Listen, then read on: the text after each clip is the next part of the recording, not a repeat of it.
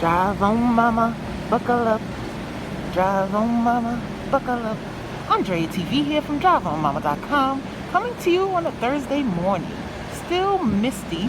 Time is currently about 10:35, and we just accepted our first order for today, a batch on Uber Eats. We're going to Buimanger as the first stop. It's for $15.55, 3.5 miles and 2 stops. Let's go make this money. Okay, second pickup is at Papa John's at 10:38 in the morning. Let's hope they have it ready. Okay, this was at the second drop-off. Beautiful plants. I love purple, but they're growing over the stairs. It's only 3 stairs, but it's raining and you can't get to the front door without stepping on them.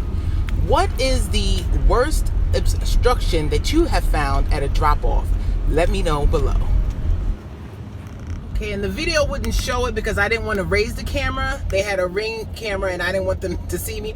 But the plants were tall. My pants are wet and the bottom of my shirt. So it wasn't just at the bottom of the stairs, the plants covered the stairs. They are tall, beautiful plants. Anyways, we have accepted our next order. $11.19 on Uber Eats, going 4.4 miles in total. We are currently 1.4 miles away from the store. We're going to District Taco, and it's going into Bethesda, not into DC. I don't know what DoorDash is doing, but they are low and sending very far distance orders that I'm rejecting. So we're going to District Taco. Okay, we have arrived at District Taco. We're going to pick up, and then DoorDash did send us a Dunkin' Donuts, which is in the next block. $8, 1.5 miles right on the way. So let's go get the tacos first. To show you the distance. District Taco is there. Our order was ready. It smells so good in there.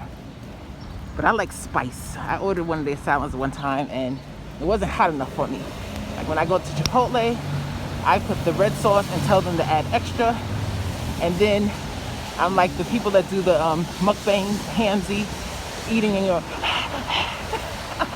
So Dunkin' is right here. Let's go get these items. And the drop-off is on this same street, Wisconsin Avenue. So no danger of delaying either customer. What a minute. Okay, that order is dropped off and we accepted our next order on DoorDash. $8 for 2.6 or 2.8 miles, but we were about a mile away when we accepted it, right when we were about 2 minutes from this last drop-off, and we're going to Jetty's, and we know Jetty's is close, and there's a good chance that by the time I get there, it will be an add-on. And we have arrived at Jetty's. No add-on, but still good. Let's go. Okay, that last order did have a hidden tip. We were paid $10.50 instead of the $8 that was shown. I do find that when you take the orders that have the higher item count, the chances of hidden tips increase. So we're happy with that. And now we're on our way back to the avenue to see what else we can get. We're only working till about 2:20, 2:15 because we have to go get our son from camp. So let's see what we can do in the next couple of hours. Our next order, $7.50 on Uber Eats, going 1.9 miles. We are back at District Taco. Okay, that drop-off went smoothly, but what we did do was accept our next DoorDash when we were about 3 minutes away from that customer. So it is $13, 2.1 miles from where we were at the time, but we went further, 3 minutes worth of driving in. They gave us to 12:17 to pick up the first order at Panera, and it is currently 12:20. We are about 6 minutes away. If I see like we're going to approach the 10-minute mark, then I'll have to unassign. But hopefully these lights cooperate, which right now I'm sitting at one, so we'll see. Okay, it is 12:25. We have made it to Panera. Let's go get it, and then on to Rome Pizza. I got you. First pickup done. Now we're at the second location, right on the same avenue. Rome Pizza and Sub. Let's go. Okay, right at the first drop-off, before we were able to get out, they sent an add-on for 3.7 miles and $8, which we accepted. We're going to Clyde's. Okay, we have arrived at Clyde's, and I took a look at the second customer's drop-off. Essentially, the second customer is right across the street from this Clyde's. So that's why they sent it to me, and let's go get our order. Okay, all orders dropped off, and on the $13 batch there was a small hidden tip, so that became $14, and on the $8 add-on there was a small hidden tip, so that became $9.50. So that's not bad for about an hour. And now we're going back to the Avenue to see what we could get in this last hour. Okay, time is now 1:47 after we dropped off the last order. We were sitting and waiting, and we just accepted our last two. On DoorDash, we have a Panera Bread again, 1.4 miles for, I believe, $6.25. And then Uber Eats sent us a Soul Spice for $7.21, 1.4 miles in the opposite direction, and we took both. Coming back to give a little insight on my dirty multi-apping or multi-apping reasoning and risk-taking. The reason why I took both orders, the Uber Eats drop-off is going to be towards Bethesda, which is towards where I need to go to get on the highway to go get my son, and the DoorDash drop-off was on the same avenue of the Panera. So even though it was 1 miles away, it's on the same street I'm on now. All I did was make a U-turn, and I'm going back to get the Soul Spice. I didn't go get the Soul Spice first. And when I do it that way, and we're talking about 5 to 7 minutes out of the way, I just got an add-on from Uber Eats, $9.62, going an additional 0.8 miles on my trip, picking up at Clyde's. So now they're also going to notify that customer, oh, she's going to be doing, well, they should, I don't know. They should say she's going to be doing another order, and that's what the delay is going to be. But it's really not going to be a delay because Clyde's is also on this street as well, just like Soul Spice. So they're all connected, all close, all within 5 to 7 minutes. Nobody's going to be hungry and watching their phone like, what are you doing? Okay, let's go. And we have arrived at Soul Spice. And we're back for the last time for this daytime shift. We'll give it the 1 hour for the tips to come in and come back with our totals. Okay, all orders dropped off. I clicked the confirm delivery or complete order at 2:30 on the dot, and the GPS says it's going to be 33 minutes to get to the baseball camp to get my son. He gets out at 3 o'clock. I'll get there about 3:04, so we're good. Now I'm going to come back and do a little talking. Uber Eats part-time. Is driving Uber Eats part-time worth it? And how much money can you make? Well, I won't have the totals until the hour is up, and I will show those like I do at the end of every video, but you have to really weigh that for yourself.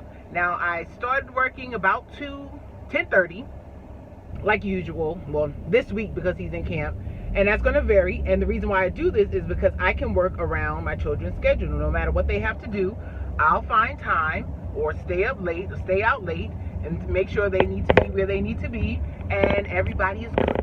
So this week I've been working 10:30 to 2:30 for the part-time daytime shift, and coming back down in the evening if I'm up to it and can.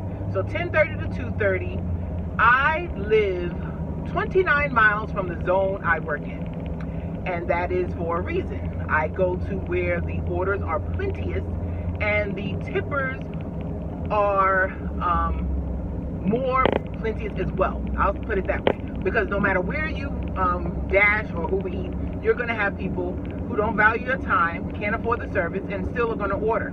And those are the people I don't deliver to. Unless there's a super peak pay going on, or it has run through the loop so many times that Uber Eats or DoorDash brings the base pay up to where I'm willing to accept it. So 29 miles there, 29 miles back home.